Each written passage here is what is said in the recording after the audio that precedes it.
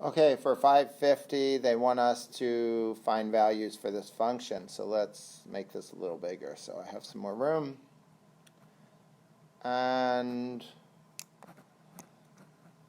let's start with a. So f of 1, right? A, we'll do it here, right? A. F of 1 equals 3 times 1 minus 2, right? So f of 1 equals the square root of 3 minus 2. So f of 1 equals the square root of 1, which is 1. Okay. For b,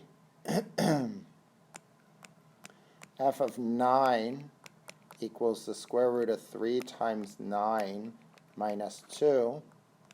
So f of 9 equals 27 minus 2, which is 25.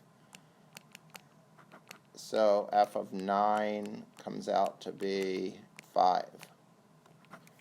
Okay, for c, let's make some space.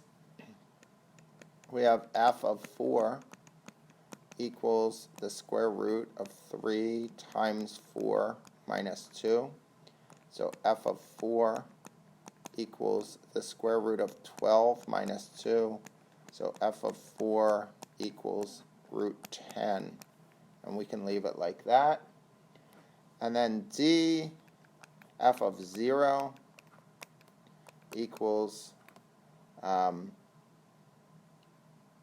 3 times 0 minus 2, right? So f of 0 equals the square root of 0 minus 2, and f of 0 equals the square root of negative 2, which is no real solution, right?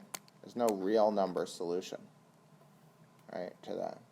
Or no real number, actually, right? Okay. And e, let's make space.